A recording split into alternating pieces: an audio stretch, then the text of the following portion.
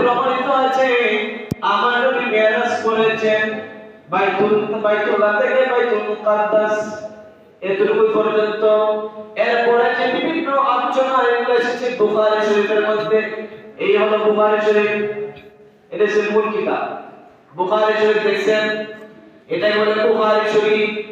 আল্লাহর পৃথিবীর জমিনের মধ্যে, আসমানের নিচে, পৃথিবীর জমিনের উপরে 30 পারা হলো কোরআন শরীফ আর 30 পারা হলো বুখারী শরীফ। সুবহানাল্লাহ, 30 পারা হলো কোরআন শরীফ আর এই বুখারীর 30 পারা আছে। আরেকটা কিতাব আছে 30 পারা, সেটা হলো আপনার মজমুয়ে সালাওয়াতে রাসূল, নবীর দুরূদের উপর লেখা 30 পারা কিতাব। এই তিনটা কিতাব, একটা হচ্ছে কোরআন কারীম 30 পারা, আর একটা হচ্ছে বুখারী শরীফ, আর একটা হচ্ছে দুরূদ শরীফের কিতাব, এটাও 30 পারা। সুবহানাল্লাহ। ইমাম বুখারী রাহমাতুল্লাহ আলাইহি উনি হাদিস দেখছেন কিভাবে, বুখারী শরীফ কিভাবে দেখছেন, আমরা কেন, কারণ অনেকে আমরা বেদাতের আলোচনা শুনি, আমি যেগুলো বলি এগুলো আপনাদের অনেকে জানা, আমার থেকে আরো বেশি অনেক জানা, কিন্তু আকীদা এবং দলিলগুলো আমাদের অনেকে জানা নাই, আমরা চোখে দেখছি না। দেখছি আমরা বুখারী তো নামই শুনছি, বুখারী আর দেখছি না। মেশকাত শরীফ নাম শুনছি, মেশকাত শরীফ আর চোখে দেখি না। এই জন্য আমি আপনাদেরকে একটু সমস্যা ডিস্টার্ব করতেছি। আল্লাহ পাক রব্বুল আলামিন আমাদেরকে দেখে শুনে আমল করার তৌফিক দান করুন, আমিন। আমার বাবা ইমাম বুখারী রাহমাতুল্লাহ আলাইহি উনি একবার স্বপ্নে দেখলেন,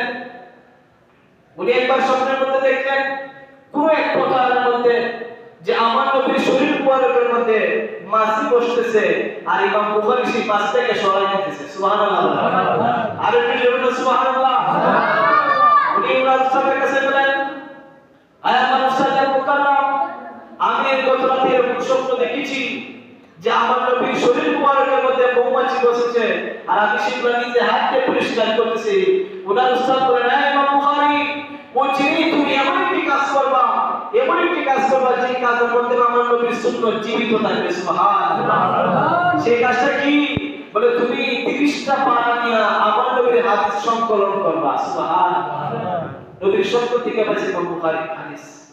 ইমাম বুখারী বলেন, আমি প্রত্যেকটা হাদিস দেখার আগে ওযু করতাম, নবীর রওজা মুবারকের সামনে বসতাম এবং ওযু করতাম, 2 রাকাত নফল নামাজ পড়তাম। কয় রাকাত?